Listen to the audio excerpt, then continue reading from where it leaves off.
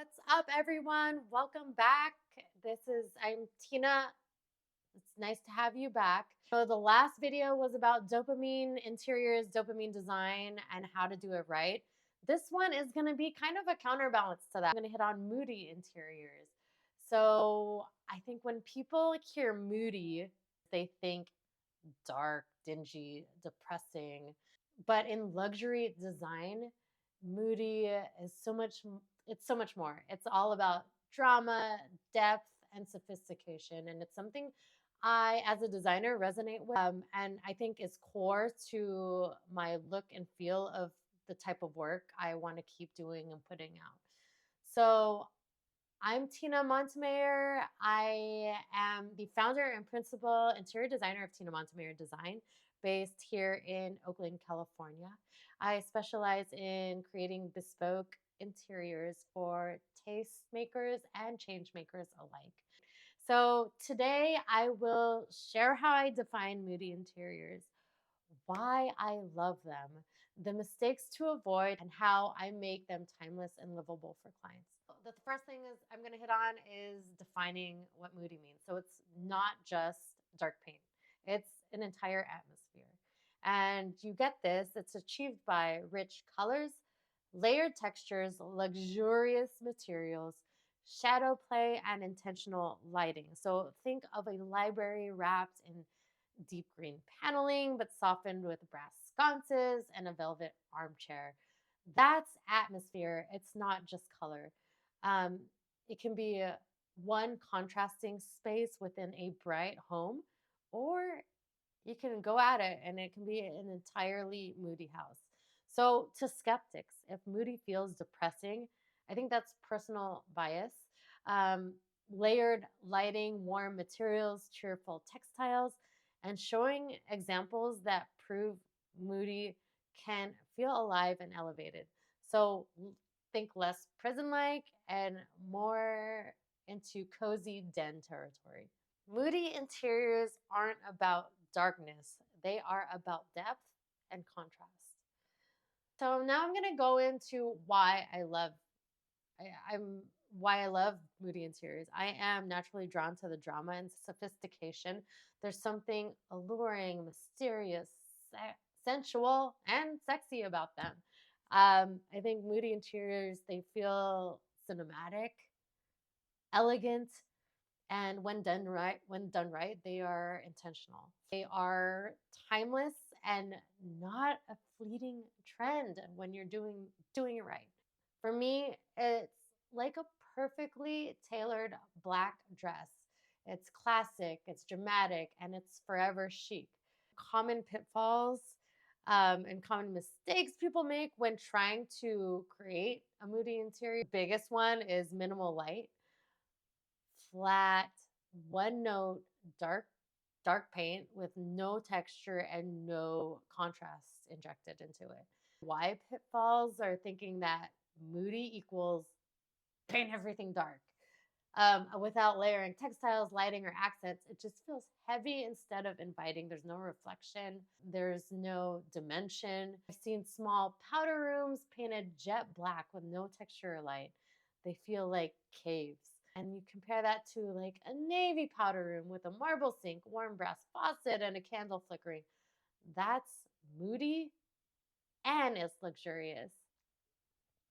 Moody fails when it's one note. So when it's one dimensional and has one layer of energy there. Making it luxury and livable is another facet to it that is very important to kind of get right. So we're talking materials in rich woods, evocative stone, warm metals like brass and bronze, velvets, boucle, tailored patterns, lighting that's layered with elegant fixtures and dimmer capabilities. I think comfort, it comes from texture and glow, not just color. The best rooms to apply moody interiors to, I think, are primary bedrooms, powder rooms, of course, formal dining rooms, and family rooms. You can really play into the drama with one evocative piece of art.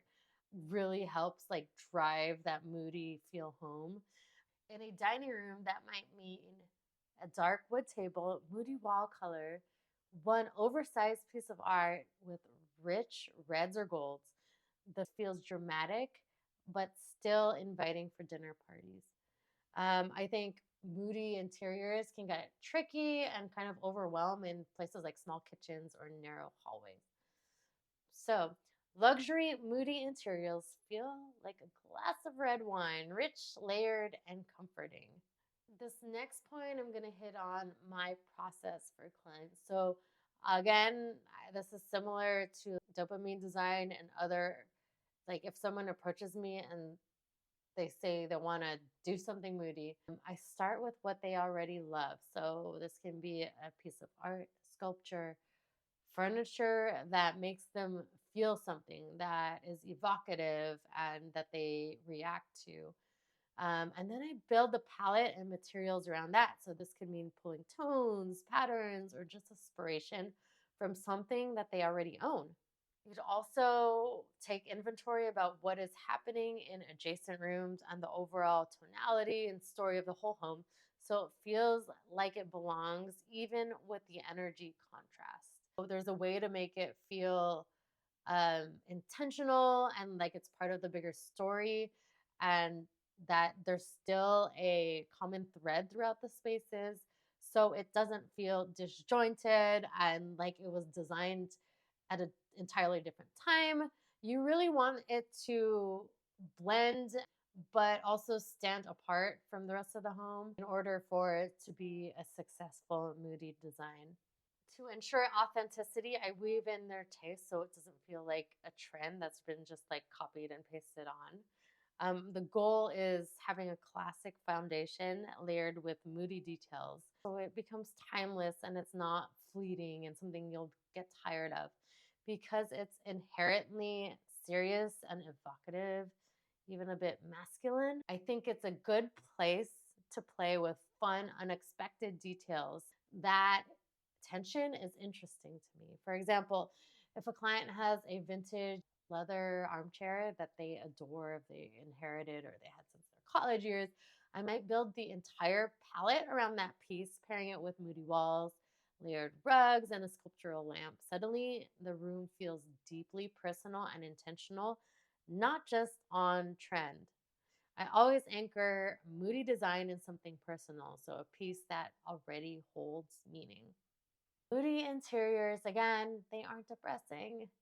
They're about creating depth, atmosphere, and elegance. If you want to see Moody done masterfully, Nicole Hollis here in San Francisco is the queen of Moody interiors. Her work proves how luxurious and livable Moody spaces can be. One of her San Francisco residences uses deep charcoals and layered lighting in the living room. It's moody, but it feels alive, not closed in.